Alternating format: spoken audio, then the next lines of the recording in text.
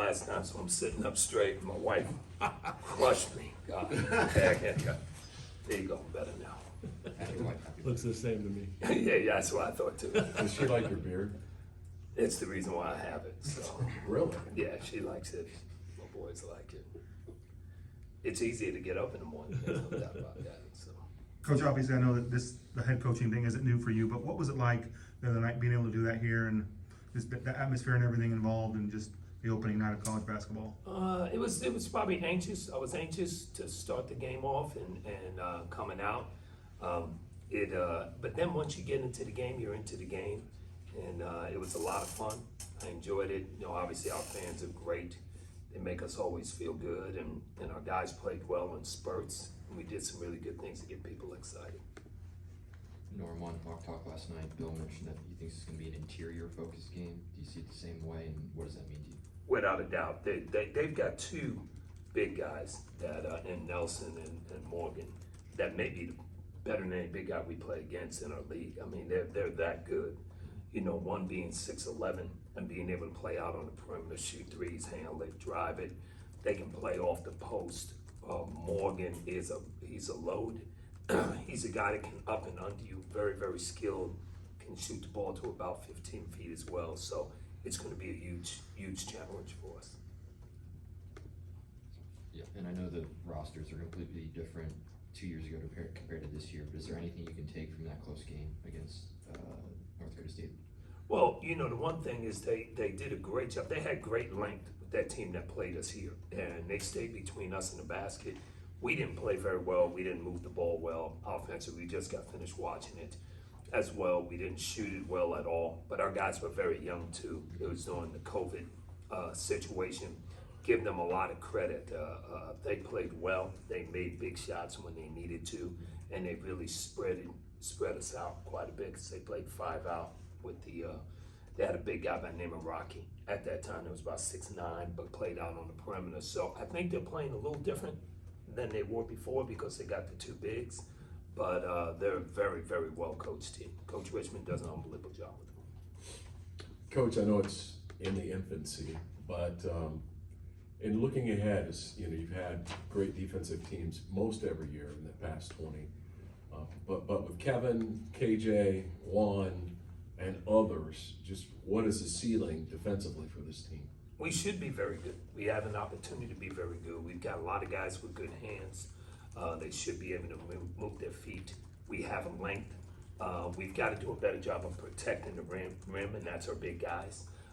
You know, because once you can slide KJ out there to guard in the wing, now that puts a lot of pressure on people. So we need Ernest and Zach and Zuby and those guys to be able to protect the rim as well. But we're excited about where we could get to defensively. We're not there yet at all, but we're gaining on it every day. Can you put your finger on the progression of the urgency from game to game once the season gets rolling? Obviously, next week you got a pretty big one, a high-profile game, and you don't want them to look ahead to that. But from game 1 to game 2, does the urgency turn up? And with that game lingering, does it kind of factor in too? No, I don't think at all. We got a young group. We got a lot of guys that are playing new roles, playing roles that they've never played before at all. And so they're all trying to get better every single day. We know we need to. We watched the film. You know, we did some good things. We did some things that weren't very good as far as moving the ball. We got kind of stagnant defensively to start off the second half. We didn't have the intensity and the focus that we needed. So there's a lot of things we can learn and try to get better. And our guys know, especially the older guys know, it's a process. We got to continue to try to get better every day. I'm curious, game 1 to game 2, in terms of the teams taking a step forward, where do you want to see that kind of happen between the 2 games? Well, I want us to be more consistent defensively in what we're doing as far as rotations, getting the spots that we need to, obviously protecting the rim. We did a good job on the offensive glass last game, but we need to continue to do that. But we also need to do a better job of rotation and rebounding on the defensive end. That's going to be key to us. And then our spacing offensively has to continue to get better. And I'm curious with DeJuan, just how's he doing? It looked like he maybe tweaked something during the game the other day. Oh, he's fine. He's fine. You know, Juan, Juan's a battler, and I think maybe he tweaked something real quick, but, you know, he didn't want to come out. There's no doubt about that. And, you know, we need Juan to push the pace. I think Jay Will does a great job of that. Coach talked about that yesterday, and that we need to get out and transition even more. And Juan needs to spearhead some of that along with Jay Will and some of the other guys. Coach was probably dying to talk to you about the game. How did that work logistically? When did you first see him, and what was his first statement to you? To be honest with you, he was pretty calm. He was pretty calm. I know he probably wasn't very calm watching it on TV, but his TV, you know, I guess the feed for ESPN kept going in and out, so maybe that gave him time to calm down when he was watching. I know the one game that I missed last year or 2 years ago when I had COVID and I was out and I had to stay at home to watch it. My wife wanted to kill me because I was down in my basement and I could not stop screaming and yelling and all this stuff. So I would imagine there was some of that going on. But by the time I saw him in the morning, he was much more calm. He said, "Hey, good job, guys. We did well, but we got a lot more to do and we got to get a lot better."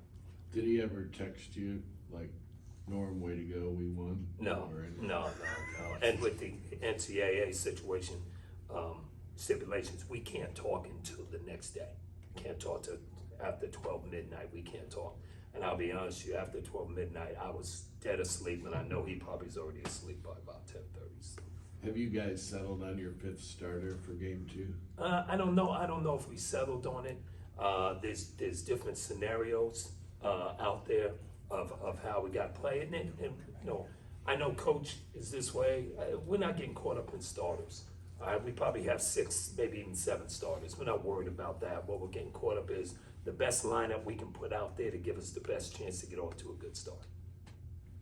With Zuby, he had the block and then got on the floor to save that possession late in the game. I saw you and Jay Will jump off the bench, and I know those are the kinds of plays you want, but is that a case of a guy just trying to make a chance to show, hey, I can be out here, and how much do you enjoy seeing that game in hand, a guy making that kind of play? We love that. Zuby's like that every single day. You know, he goes after balls, he's tough, and he's getting better and better all the time. And we want to see that from all of our guys, which I thought all our guys played very hard the other night. But when you see a guy do that, when maybe the game is not in doubt anymore and he's playing that hard, that's the way it should be. You know, we always talk to our guys about how NBA players are. And, you know, a lot of times guys get in the game in the NBA, you know, 2 minutes left, and realize how hard those guys play for that 2 minutes that they're out there. And then that 2 minutes build into more minutes and more minutes, more minutes. So I was really proud to see him do that. Is that a thing? I mean, you can make a case for yourself in those minutes? Yeah. Okay. It can make a coach look at you a different way and say, hey, maybe we need to get this guy in here and that stuff. But with Zuby, we see that every day from him. He's gonna be a terrific player. I'm sure you were here, at least part of the time Joe was here, Joe Dooley, in his 10 years at Kansas. You got a favorite story from the past of Joe Dooley, and then what does he give you on the bench now? Well, Joe, there's a lot of stories you can have with Joe, but the one thing about Joe is, as a person, and anybody that knows him, Joe will start at least 3 conversations and not finish any one of them. And then you'll be 15 minutes down the line, he'll go back to the first conversation. So you really got to pay attention when you're talking with Joe. But Joe has great energy. He's been in the fire. He knows what's going on out there. He knows how to be. He knows how to be an assistant coach, a head coach, leader. He did a great job, as well as Jeremy Case. Jeremy did a terrific job. Our whole staff did a great job in those things. So, I'm happy Joe's back. I love seeing him. We did spend a couple of years together and everything, but having him back and his family back is pretty awesome. Anything else? Thanks,